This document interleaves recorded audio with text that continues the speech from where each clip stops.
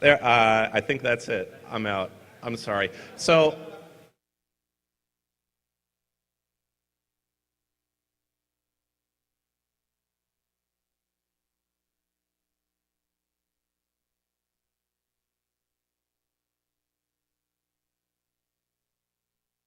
has been a long-standing friend of Toorcon. He's been, I think, one of our longest lecturers, and he's giving a talk here on the state of the enemy of the state. So let's. I guess I won't announce where you work or anything like that. I'll let that slide.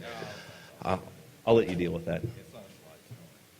So let's give a big round of applause for Simple and the state of the enemy of the state. Thanks, man. Appreciate it.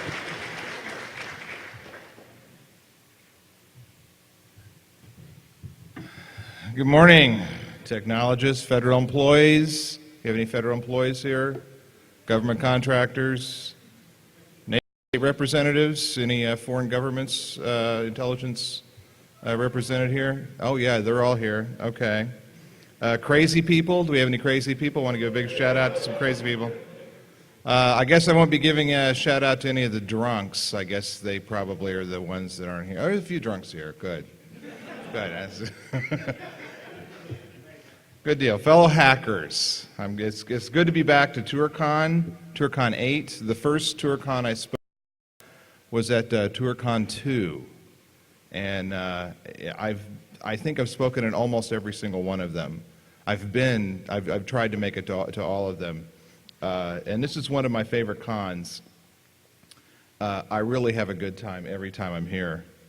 I want to apologize in advance for my little setup up here. Originally what I was going to do is I was going to have all my notes on the Windows laptop and run the entire presentation on the Unix laptop. I had somewhat of a failure on a hard drive, and after switching things around and playing with CDs, I'm now reading the notes off the Linux system that I've put together, and I'm running slides, which I put together this morning, which were supposed to be ASCII text, but you're just going to have to live with the fact that there's some girl that we paid to pose in one of our t-shirts on almost every slide.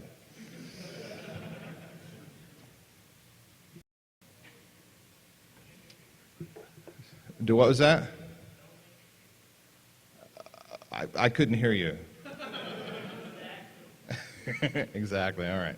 Okay, this talk's entitled Enemy of the State, or I should say, State of the Enemy of the State. And this is not going to be a fun talk, I'm afraid. This hopefully is going to be a bit painful, and that is because we, the hacker community, are the enemy of the state. And it's really an interesting thing that I'm giving this talk after Corey's talk, because all of his talk provides a lot of background that feeds directly into my talk. And we didn't plan it that way, but that's just the way it just seemed to have worked out. And in my talk, for the most part, when I refer to the state, I'm basically, as far as who is the enemy of the state, I'm referring to the United States. And I'm mainly using them as an example, but the state could actually be some other government or authoritative nation state of some sort. But anyway, the whole thing is part of the premise of this is that they are still, to this day, somewhat fearful of us. And as we've come to know, fear means enemy in a lot of cases. So what I want to do is I want to kind of summarize basically my whole presentation here with two words: wake the fuck up. Okay? I'm absolutely serious about this. I mean, we've got to wake up. Now, I'm not going to claim that you should trust me, so I'm doing my disclaimer now. I don't claim to be an authority of any kind. I am basically a hacker who occasionally turns his powers of observation and pattern recognition from hex dumps and packet traces to looking at other things. And I have been known to make predictions about how things are going to be moving in the industry, and there have been times that I've been correct. Now, unfortunately for me, most of my predictions are fairly wild and paranoid sounding, so I come off more or less like a kook. tend to dismiss me and everything. But the good thing is I do now, and I don't have maybe 60% on my predictions. I'm about 60 to 70% right on my predictions. I do get a chance to say I told you so, okay, which is always, as we know, that's always a satisfying thing to do, particularly in our field when you're able to tell that, administrator, I told you that box wasn't secure, okay? But you have the bad part because the box got rooted, and now you have to go clean it up. But nonetheless, you do have some little victory in it, even though it's somewhat hollow. Now, I want to give you a few examples of what exactly I'm talking about. There's some bad stuff that I've previously predicted. In 1998, at a SANS conference in New Orleans, back when it was almost cool to speak at SANS, as opposed to now where it's really not cool at all to be speaking at SANS, I was describing how I thought a distributed denial of service attack would work, and how I thought that a network of literally dozens of computers could take down sites for literally hours at a time. And that was my, and that was just one part of talking. It was just more of an intellectual exercise than anything else. I didn't call it DDoS. Someone else later on came up with that term. I actually have no idea who came up with the term. But the thing is that about 18 months after that, it actually did come to pass. We had the first ones. I think the first documented ones were, I think it may have been George Mason University was, I think, one of the first ones that got hit with the DDoS. And then, of course, February 2000, all hell broke loose, and we couldn't buy books on Amazon for literally hours at a time, and chaos ensued because you got to buy your books on Amazon. But the thing is I was incorrect in my scale, because I thought, because like I said, I thought dozens, and it turns out there were thousands. There's actually been, I think, some of the larger botnets that have been uncovered, people that hunt these things down, it's in the hundreds of thousands. Now those are some really, really, really big botnets and whatnot. Another one that I did, now the hackers as terrorists thing is not really that much of a prediction, but I was at DEF CON in 2001. I had commented that the government, with its history, would come after us poor hackers with a vengeance, given the opportunity, that we could all be classified as terrorists. And at the time, I said we probably had a year or two to prepare, that we need to start getting ready, and it was kind of this, goofy, rise up hackers, let's go, get them, or whatever it was I said. It's probably more eloquent than that, or hopefully it's more eloquent than that. There's a lot of drinking that goes on there. That's probably just what I did, and then fell over. I really don't remember too much of the talk. But nonetheless, just a few weeks later, on my 41st birthday, actually, 19 terrorists hijacked aircraft and flew planes into New York, Washington, D.C., and into the ground in Pennsylvania, killing around 3,000 people. And a lot of attendees were busy dealing with missing data centers located in the World Trade Center. So I gave a keynote a couple of weeks after 9/11 here at Toorcon. And like I said, there weren't that many people here. We had people that were scheduled to give talks that a lot of talks were canceled because those people had to go deal with the fact that they had a data center that had been taken out by this. So it's kind of, or their companies had basically said, no one's flying. We're not going to let anyone fly. It was a kind of a weird thing that was going on then. It was weird because when I flew out, there was an armed guy on the plane with us. There's a U.S. Air Marshal on there. But I had stated that I fully expected the government to come down on us, intentionally or unintentionally, like a hammer. And basically, general public at large that was going to be affected horribly with this. And I was right in one respect, and I had no idea what the impact was going to be with USA Patriot, but that's exactly what happened. It was passed on October 24th, just a few weeks after that particular Toorcon. And it's not only created massive issues for average citizens, but it's also created a huge potential impact for the underground community in ways that really, truly paled my original paranoid rantings that I was giving at DEF CON and Toorcon that year.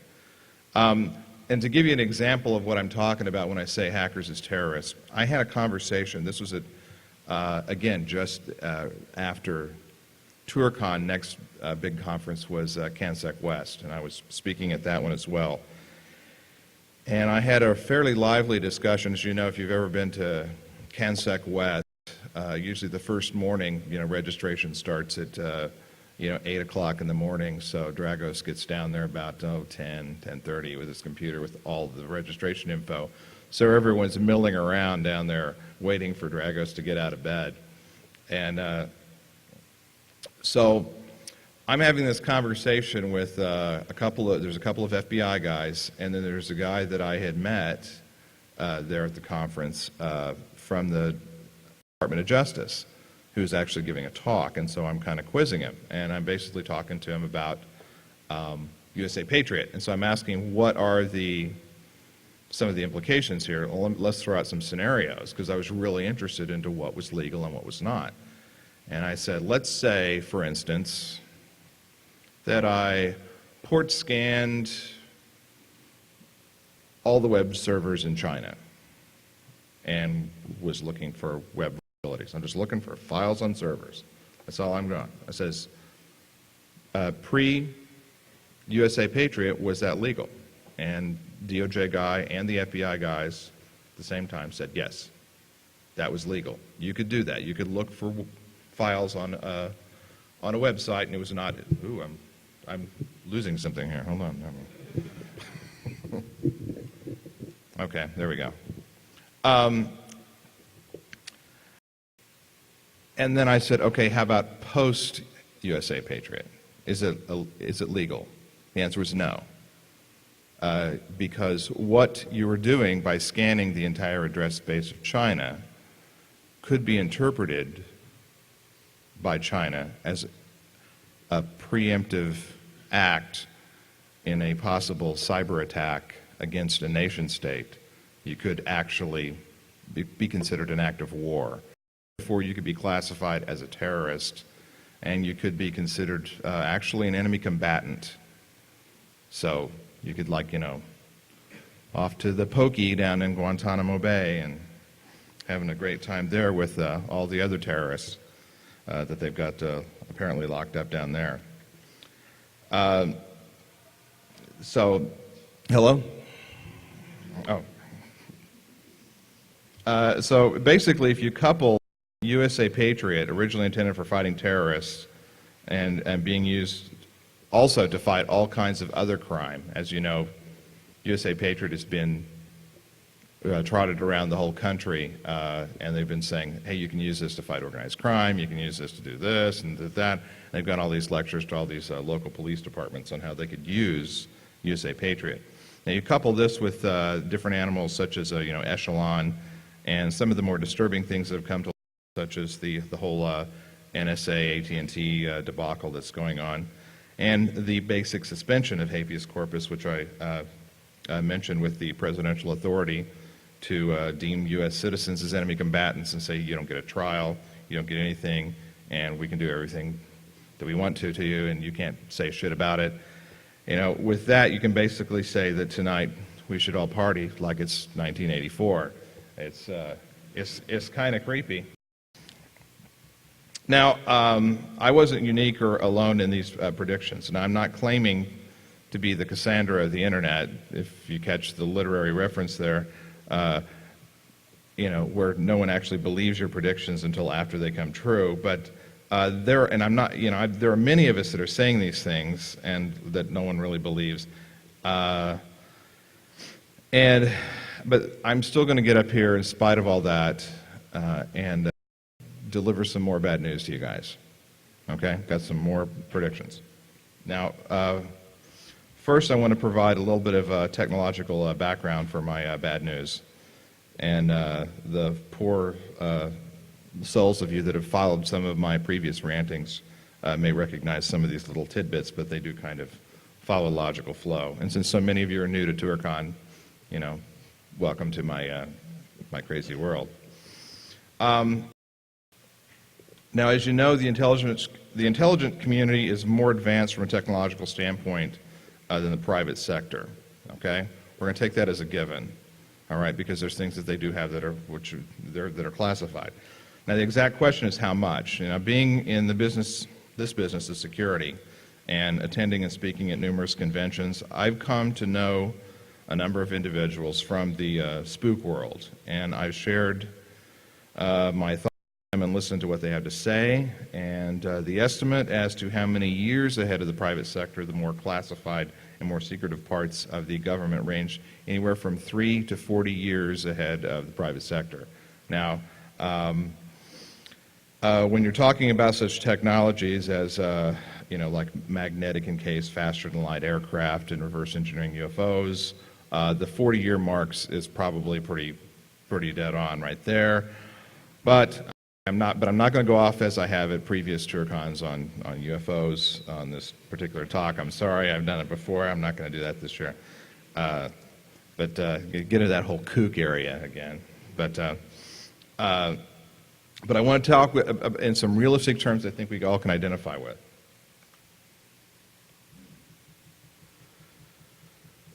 Okay, so we have some things that we think the man, for lack of a better term, can do. And let's try to discuss some of these. I'll first talk about PGP. Now, to this day, Zimmerman, I don't even think will even speak to me because he thinks I'm retarded, okay, about this. But basically what it is there's a lot. I've spoken to a number of ex-spooks, including one that claims to actually have taught the technique. Ex-spooks have stated that PGP can be decrypted due to a flaw in the protocol.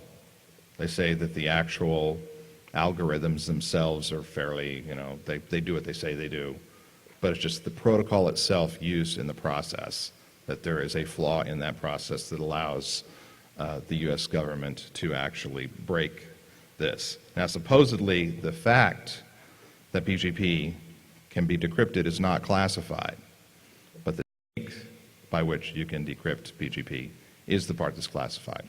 And then supposedly, not just the U.S. government knows about it, but also you know, probably, we don't have anyone here from the UK, I don't think, unless they wandered in late. No one's in Corey's talk from the UK, but at least the UK probably has the technology. Supposedly the Israelis have figured it out as well, and you can just bet that there's probably one or two others. China's probably stolen it from one of the aforementioned. So there you have it. That's, again, just like I said, just kind of bear that one in mind. Let that one kind of just seep in for a second. Symmetric encryption and stream ciphers. The claims on these are fairly disturbing themselves. Supposedly AES, while very strong, can be broken. Now remember, we're talking about someone that has a whole lot more computing power and capability years ahead of where we are at right now. Okay? The worst one that I've heard, this is the one that actually kind of really gave me a start, was that not only is SSL, speaking of stream ciphers, not only is SSL broken, but it can be cracked in real time at OC48 speeds. That's the more or less confirmed. Like I said, all these things I'm talking about, I've been trying to confirm the data from more than one source within the spook realm. So, and this was, oh, by the way, the OC48 speeds, that was about 4.5 years ago. Okay, so it's, you know, maybe they can do it at, you know, with an even bigger pipe. Everything is monitored. Now, this is one I had previously stated in public rantings that I believed all internet traffic was being monitored. And this was due mainly to my conversations and interactions with the spook community and in my line of questioning. And, you know, not only did the whole AT&T NSA thing not surprise me, it did give me, it was one of these moments where I'm able to go to my friends and say, look, I told you so. I was right. And of course, you know, I still think that the actual reality of it, I think, is just the whole NSA AT&T thing. I think it's just the mere tip of the iceberg. I think that's just a drop in the bucket. They'll shut that part down, and there's like enough redundancy built into that whole thing that everything's still going to get monitored anyway. So basically, everything that can be monitored probably is being monitored. Absolutely everything.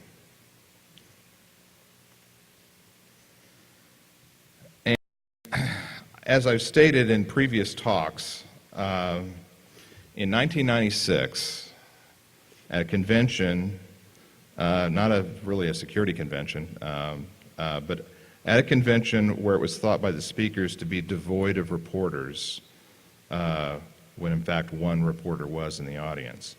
A couple of individuals who worked for the government were lecturing on the CIA capabilities on the internet. Keep in mind this is 1996, all right? They stated they had not only installed a large number of remailers around the globe. This is in the mid-90s. Remailers were actually fairly popular, and as a thing where I could send a message to this box, and have stuff kind of pseudo encoded in a certain way. So when it hits the box, it's decoded and sent on to its destination. So therefore, it's anonymous mail. And so what the CIA was claiming was that they had set up numerous anonymous remailers under the pretext of, hey, everybody, let's fight the man. Here's an anonymous remailer. And I'm providing my services for free, so here you go. And they also claimed that the two largest free email services on the internet, they ran. Okay? Now, in 1996, the two largest free email services on the internet, doing this part, this is a fun part for me. It's kind of scary. The two largest ones were, at the time, USA.net and Hotmail.com. Okay? Now, I have spoken, there's a couple of people that are kind of like, no, not Hotmail.com. That's owned by Microsoft now. Well, it used to not be owned by Microsoft. It used to be owned by a CIA front company. And they're the ones that put the whole thing together. And I'll just let you think about how that could have possibly become Microsoft property. How much of the access do they still have? And they had access to everybody's inbox on that, okay? Now, I have had confirmation out of all the little goofy rumors that I have heard, speaking with spooks and stuff, this is the one that I've had confirmed the most number of times. Not only by people that are current spooks, former spooks, government contractors, and I was looking around, there's actually someone I was kind of hoping was going to be here at this conference that usually sits in the first 2 or 3 rows. I was going to ask her to say, yes, I'm not, you know what I'm talking about. Yeah. Who's also said the exact same thing, has actually confirmed it. All right. This is bullshit.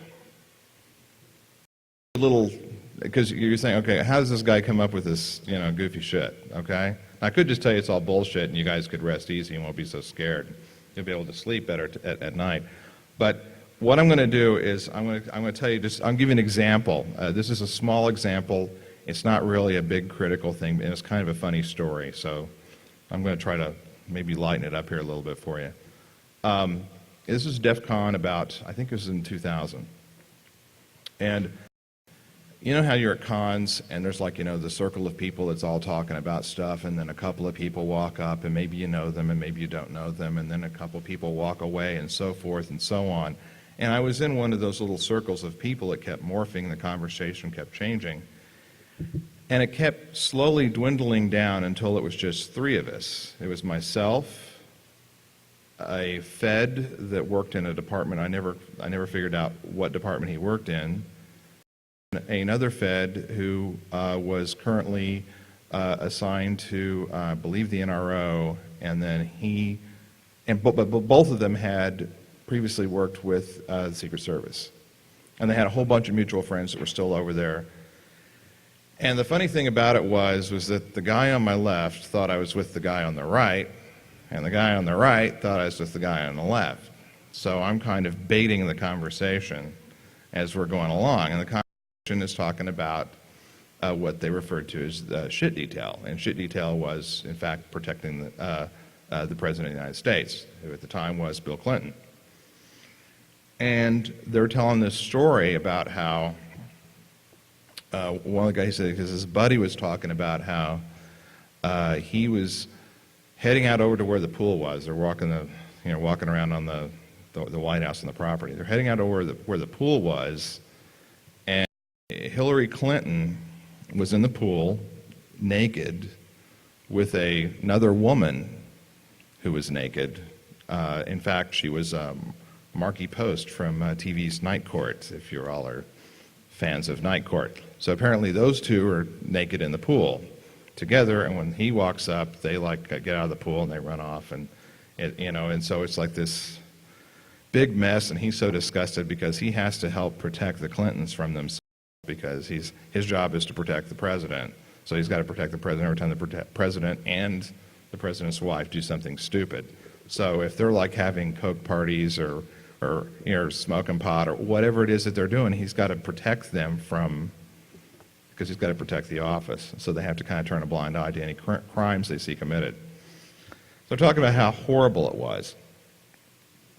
Now, this is also around the same time that, what was that movie that had Will Smith and Tommy Lee Jones? Men in Black, thank you, Men in Black. And of course, one of the funny parts in the movie is, of course, when they say, hey, let's hit the hot sheets, let's see what's going on, and they go and they grab all of the National Enquirer and all these rag papers, and Tommy Lee Jones is saying best investigative journalism on the planet, and all this other kind of stuff, talking about how great these things are.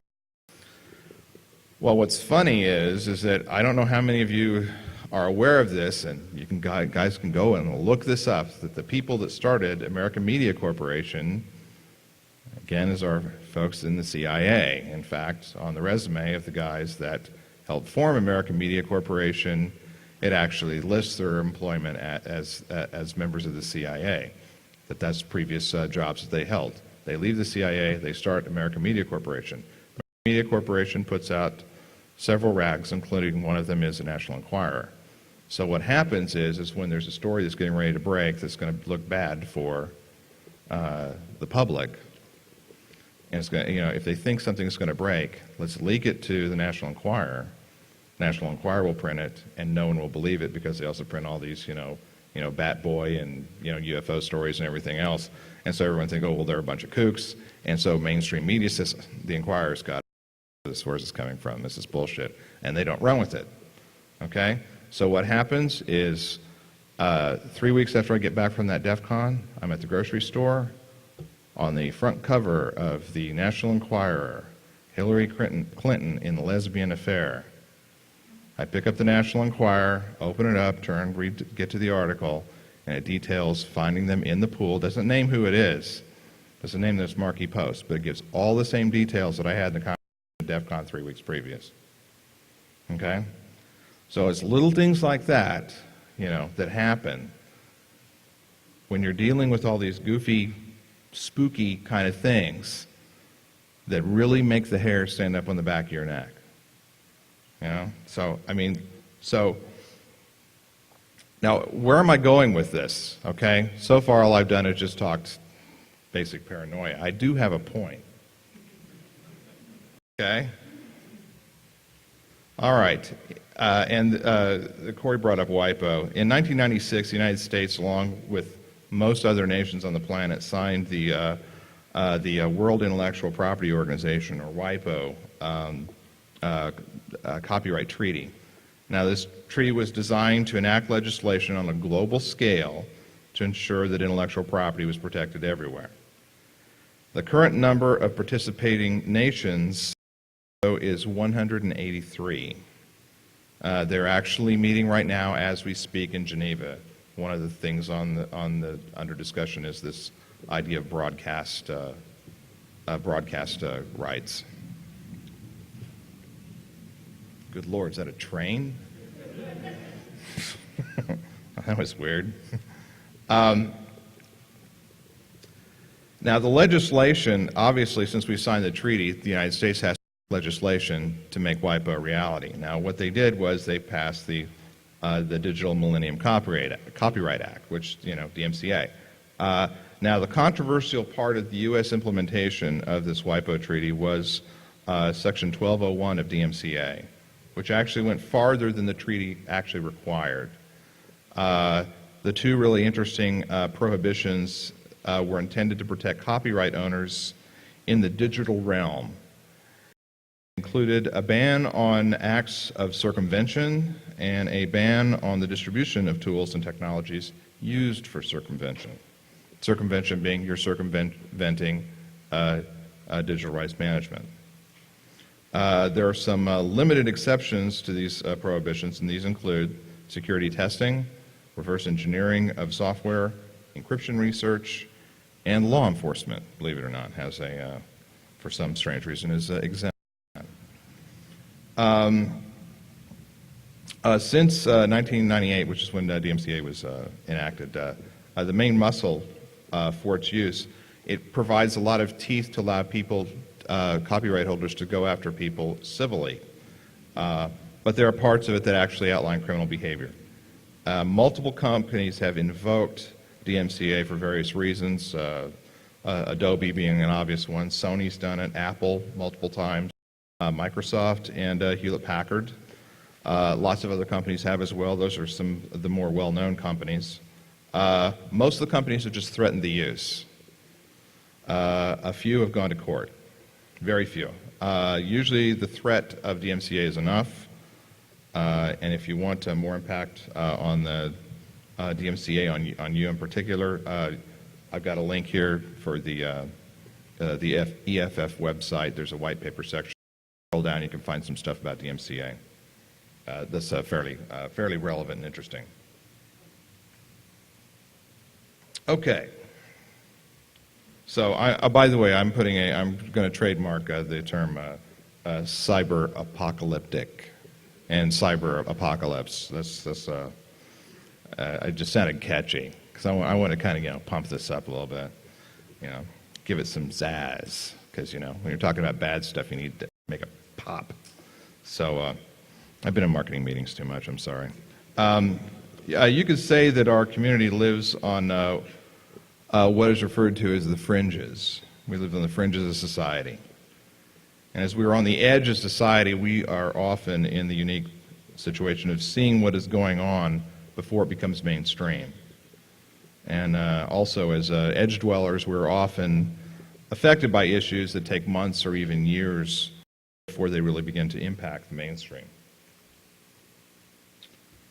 So here's my latest prediction. Reverse engineering will become illegal. Now, this is not the first time I've made this prediction. I am just now revising my prediction.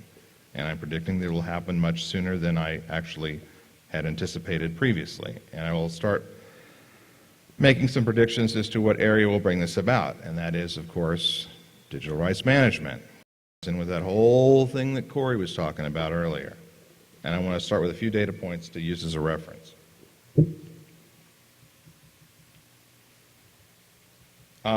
A threat to some of Microsoft's DRM solutions is a tool called, I think it's like Fair Use for WM is the name of the tool.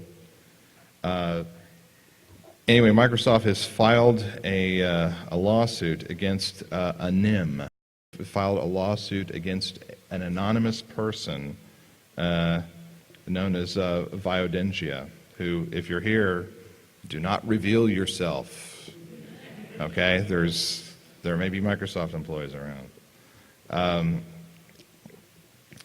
This person basically is a creator of this piece of software which allowed the bypassing of Microsoft's DRM scheme that's in Windows Media Player. Now, point of Microsoft's lawsuit is that this Viodengia must have direct source code knowledge to construct such a tool. Okay? There's no way it could have been done otherwise. It could not have been reverse engineered.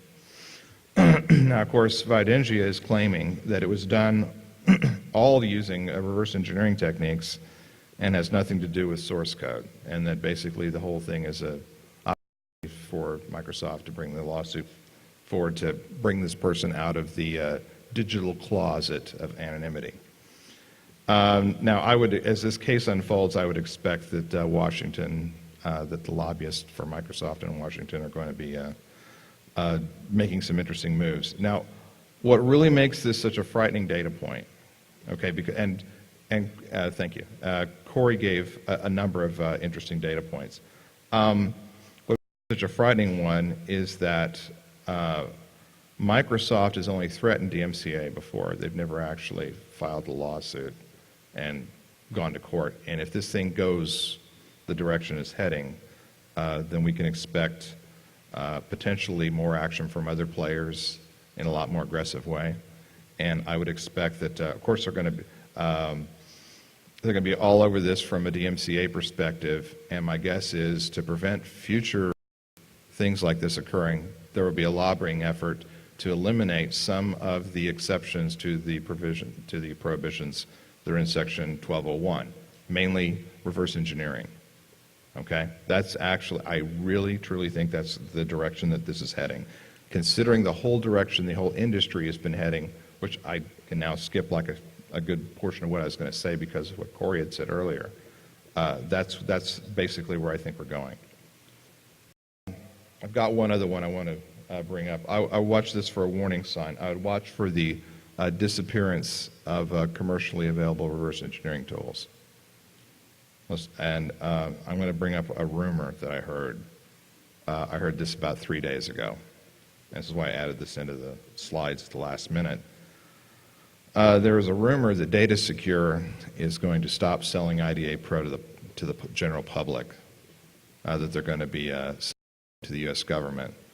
Currently, the U.S. government is their largest. That's their largest buyer right there. They're not making nearly as much. They're making. You can add up all of the sales, I would guess, that they're making to the general public and to companies and whatnot, and then that doesn't equal the amount of licenses that they are selling to the U.S. government. So conceivably, they could change their business model and take that out.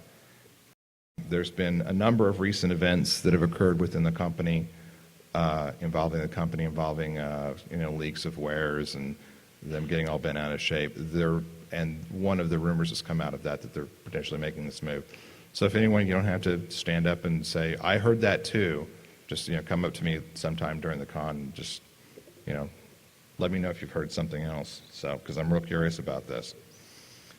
Now, of course, this whole direction that we're talking about heading this thing, what are we going to do about it? And I've even gone so far as to look at places outside the U.S. to live where you can do reverse engineering and live free and happy lives, as you run barefoot among the ones and zeros. But most of the places where it looks like reverse engineering is going to be legal for a long, long time are places you really don't want to live, okay? They're usually really bad places to live. Remember, 183 countries signed this WIPO treaty, so it's kind of slim pickings as to where you get to live if you want to avoid any of that in the future. Now, there are a few things we can do.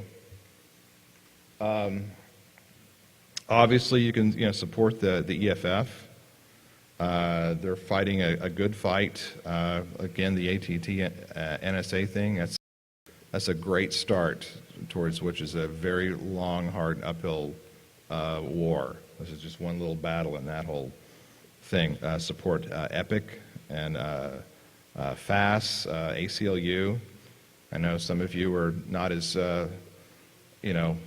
left-leaning and liberal as the hippie pinko you see before you, but, bear in mind that these, we have to put aside our partisan differences here.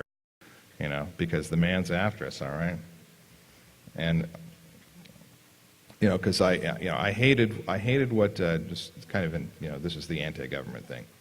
I hated what the Clinton administration did because we got DMCA, Child Decency Act, which was ruled unconstitutional, CDA2, Clipper chip, but then we got the whole Bush administration. I hate those guys just as much, simply because of things like USA Patriot, suspension of habeas corpus. I mean, there's a whole bunch of things, whole bunch of reasons why people should really, really be upset about not only what's going on in our government, but the fact that we're given this stupid illusion of choice where we can vote for either one rich guy or another rich guy. Okay, one likes to blow things up a little more than the other, and the other one's going to tax us to death. What kind of choice do you really have? I mean, when it comes to election time. But I mean, still, we have to step up and fight against that kind of behavior. However, there are things that we need to start doing to change our behavior ourselves. We need to start encrypting. We need to start using encryption a lot. Now, I know I gave you that scary thing about how the government can break encryption and stuff. And the good news is that the FBI you can't use that stuff. It's all classified. And you're not going to be arrested based upon data that's been decrypted and then taken to trial. If you're taken anywhere, you're taken to Guantanamo Bay, probably. But so don't talk about bad stuff, or if you can help it. But nonetheless, use encryption because, for the most part, they can't be revealing the method by which they gather the evidence on you if the method itself is classified. That is why you have someone like Kevin Mitnick, who pleaded the Fifth when he was asked to turn over his PGP passphrase, and that was a legitimate use of his Fifth Amendment rights. Now, we're getting pretty good at a few things. We are doing things like we're using Silk. I see a lot of people on Silk. A lot of people are using, if they're using IRC, they're doing IRC over SSL, which, at least people are starting to encrypt chat, and we're disappearing off of those, nasty public IRC servers that have nodes all over the freaking planet that anyone can listen to. So, I mean, come on, that's all in plain text. At least we're getting off of there, which is very good. I would say use encryption for even mundane things. Okay, if you've got someone else's PGP key, I'm as bad about this as anyone else. So I'm going to start doing this. And it's usually with the modern mailers, you can usually set a preference of encrypt if I've got the other person's key. Turn that on. All right. In the little GUI in your mailer, or the setting in your config file that allows you to do that, and make that happen. I also recommend using Tor. Use Tor, particularly if you're going to continue down the road of doing reverse engineering, particularly as things get nastier. I know some of you have made names for yourselves as researchers by saying, here's me, and I'm posting on BugTrack, and I kick ass, and look at all this cool shit I'm doing. Go through Tor, set up, an anonymous account on some mail system. You're going through Tor, so that gives you some layer of protection as to who you are, and post from there. Create a new identity for this research stuff. We're probably going to have to head that direction as it stands. And just, I want one other thing I want to do here, and I want to take a few questions at the end. I wanted to give a bonus prediction, okay? Because this is wild and wacky in this talk. So my bonus prediction is key escrow. I think key escrow is going to happen. I really do. France has it.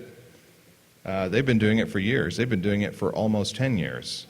Basically, if you have encryption in France, if you're doing any encrypting at all, you have to supply the government with a key so that they can decrypt the data. In England, England is now enacted this. In the UK, Tony Blair, who's basically on his way out, a fairly controversial part of the Regulation of Investigatory Powers Act, or RIPA, over in the UK. Now, even though RIPA was passed 6 years ago, this particular section was not enacted. 2 weeks ago, it was enacted by Tony Blair. And that means that it is a crime to withhold your encryption key from the police. So if the police come to you and want your keys and you don't turn it over to them, you're breaking the law. I don't know whether this applies to citizens from other countries. So it would be interesting to see. So, all of a sudden that whole idea of using technologies like rubber hose all of a sudden makes a lot of sense.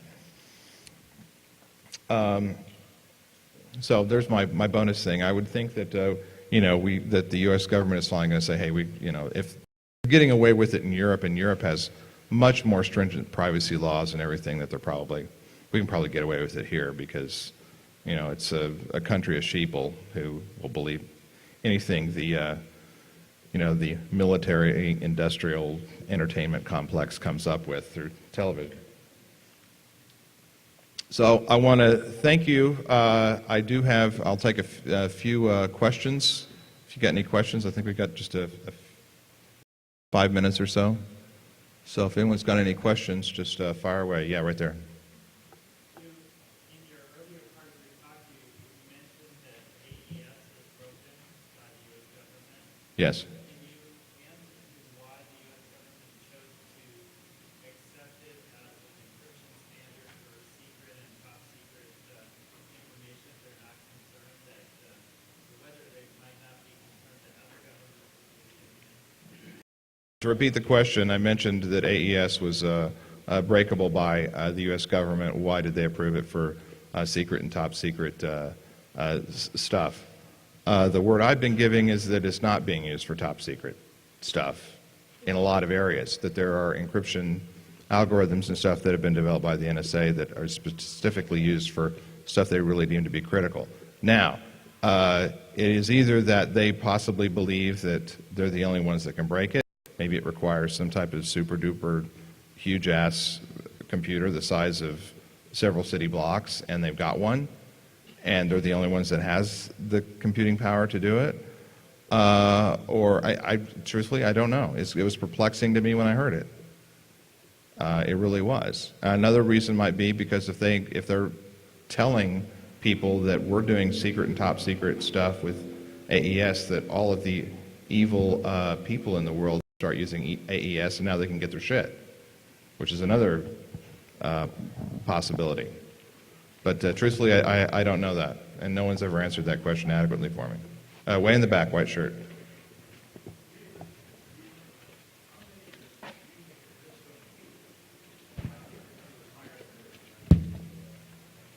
What was I couldn't hear this. Hold on, let me get the microphone over there to you.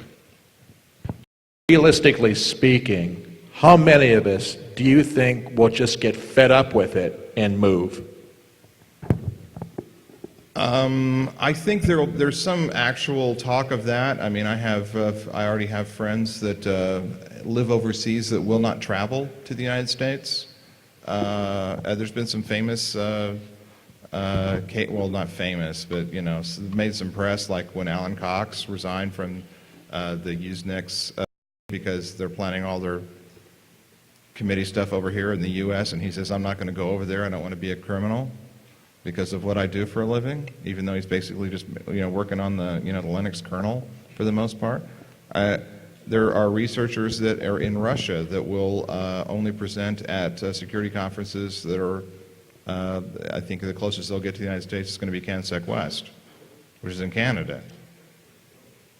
So I mean, there's, truthfully, we have it pretty good here. I mean, overall, we do have it pretty good here. The privacy laws are a lot better in Europe, but it's a trade-off because you go to the UK and there's cameras everywhere, and then now they got this new thing with the RIPA Act, which they've already got it a law where if you create a virus, there's a law in the books that says if you write a virus or exploit code, that's illegal. it's not enacted, but there is actually, I don't remember the exact wording, but basically if you write exploit code and you're in England, you're in danger of being arrested. So, I mean, it's not a great place to live. That just hasn't been used. But truthfully, I don't know how many people will leave. And quite frankly, I mean, there's a part of me that would prefer to stay and fight. You know, I was born here. You know, I don't want to give this shit up. You know, we do have it pretty good here for the most part. I mean, we're all here. A lot of us flew here, you know, on big fat planes. We all, you know, eat sushi and, you know, we can afford Starbucks, for God's sakes. I mean, my God, that stuff's expensive as hell. We're there all the time. I mean, it's pretty good here. They don't have Starbucks in some of the places that are where you can do this stuff legally and freely, you know? That's the sad fact of it. One couple more questions. Right there on the aisle. I was going to say, one of the possible answers to the questions of mandatory key escrow would seem to be obviously steganography, where there isn't even verifiable proof that there is a concealed message. Yeah, using steganography is actually that's an excellent idea. Now, one could argue that it's possible. I mean, and I could do a talk. I know Druid has done. He's going to be talking tomorrow. He's done talks on steganography. You can do a whole on just that. That's one other thing. If you haven't looked, throw that into Google. And look up what steg is and how you can apply that. Make that a part of your encryption scheme. I would layer things, though. Make sure that whatever you're going to be encoding into a picture or movie or however you're encoding it, make sure it's encrypted first before you do it. You know, and safe encryption, okay, where you compress, encrypt, securely wipe the plain text. Don't leave it sitting there on the drive with just the header information deleted. So the feds can come in and confiscate it. Oh, here's another thing, too. One other word of warning in case you're worried about the feds confiscating your computer. There's a new tool called SSDeep. This is a freeware tool. You know how they'll do like MD5 hashes of files and be able to identify files based upon their existence on your drive. But if you've overwritten parts of them, then it basically negates it. SSDeep works on portions of files and does fingerprint. It's like fuzzy MD5 fingerprinting of files and everything, and so it's being used. Look out for that. That's kind of a interesting little tidbit. I should have saved that for the lightning talk. Sorry. One more question. Where who? Here? Yeah. Just with regards to the steganography, when Niels Provost was in grad school, he did a survey of tools and found they all sucked and were easily detectable. So if somebody wants to write a really good steg tool, that would be great. Yeah, the stuff that, look up, just for a reference on that, www.outguess.org. And that's Neil's website where he's got the tools that he uses to do steg, the tools he uses to break steg in pictures, and a few other interesting tidbits that you guys would probably find fairly interesting. And yeah, I actually contributed to some of the research. As many of you, probably have, as I do, huge porn collections. I immediately turned my steg stuff, these steg detection tools on this massive porn collection, which I was collecting and thinking in the future I'll probably want to see if there's steg in it. That was the only reason I was collecting it, I swear. But nonetheless, it was funny. I actually did find some steg in one file, and that was a file that was got off of desktopgirls.net, and it was a picture of Sandra Bullock, and there was actual steg in it, which was kind of weird. I went ahead and I actually turned that over to. This was right after 9/11 when I found it. I actually got real patriotic and turned it over to the feds and say, "This is where I found this thing. It got uploaded. Something in it." I never heard back anything, but I didn't expect to anyway. But anyway, I'm going to have to stop. My time's up. We want to keep on schedule on the con. So anyway, thanks a lot. I appreciate the time, and I'll see you guys again.